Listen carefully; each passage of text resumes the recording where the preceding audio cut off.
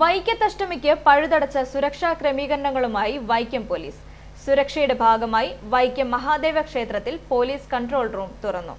Control റൂമിന്റെ ഉദ്ഘാടനം ചലച്ചിത്ര താരം ഹരിശ്രീ അശോകൻ ഭദ്രദീപം കൊളുത്തി നിർവഹിച്ചു. ഡിവൈഎസ്പി സിബിച്ചൻ ജോസഫ് അധ്യക്ഷത വഹിച്ചു. Vaikom SHO, Vaikom sub inspector, Devaswom ഉദ്യോഗസ്ഥർ തുടങ്ങിയവർ ചടങ്ങിൽ പങ്കെടുത്തു. 24 മണിക്കൂറും പ്രവർത്തിക്കുന്ന കൺട്രോൾ റൂമാണ് ക്ഷേത്രത്തിൽ പ്രവർത്തനം ആരംഭിച്ചിരിക്കുന്നത്. വടക്കേ ഗോപുര നടയിൽ പോലീസ് എയ്ഡ് പോസ്റ്റും പ്രവർത്തനം ആരംഭിച്ചിട്ടുണ്ട്. കൊടിയേറ്റ് ദിവസം മുതൽ 80ഓളം പോലീസുകാരെ ഡ്യൂട്ടിക്കായി നിയോഗിച്ചിട്ടുണ്ട്. തിരക്കേറിയ ദിവസങ്ങളിൽ കൂടുതൽ സേനയെ ഡ്യൂട്ടിക്കായി ഉപയോഗിക്കും. 21, 22, 23 തീയതികളിൽ 600ഓളം പോലീസ് ഉദ്യോഗസ്ഥരെ അധികമായി വിന്യസിക്കും.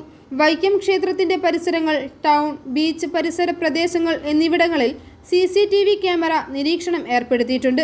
മോഷണവും മറ്റും തടയുന്നതിനായി ആവശ്യമായ പോലീസ് ഉദ്യോഗസ്ഥരെ മഫ്തി ഡ്യൂട്ടിയിൽ നിയോഗിച്ചിട്ടുണ്ട്.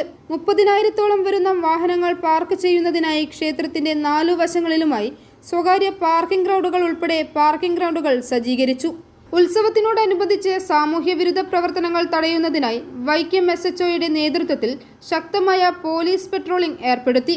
പോലീസ് സ്റ്റേഷൻ പരിധിയിലുള്ള ആന്റി സോഷ്യലുകൾക്കെതിരെ കരുതൽ തടങ്കൽ ഉൾപ്പെടെയുള്ള നടപടികൾ ഇതിനോടനുബന്ധിച്ച് സ്വീകരിക്കും. ക്ഷേത്ര നഗരിയിൽ പോലീസ് പെട്രോളിംഗ് മുഴുവൻ സമയവും ഏർപ്പെടുത്തിയിട്ടുണ്ട്. 21, 22, 23 തീയതികളിൽ വൈക്കം ടൗണിൽ വൺ വേ സംവിധാനം ഏർപ്പെടുത്തും. പടിഞ്ഞാറേ നട മുതൽ കച്ചേരിക്കവല, post office junction, private bus stand, KSRTC വരെ പാർക്കിംഗ് നിരോധനം ഏർപ്പെടുത്തി. താലൂക്ക് ആശുപത്രി റോഡിൽ വാഹനങ്ങളുടെ പാർക്കിംഗ് കർശനമായി നിരോധിച്ചു. i4U news, Ettumanoor.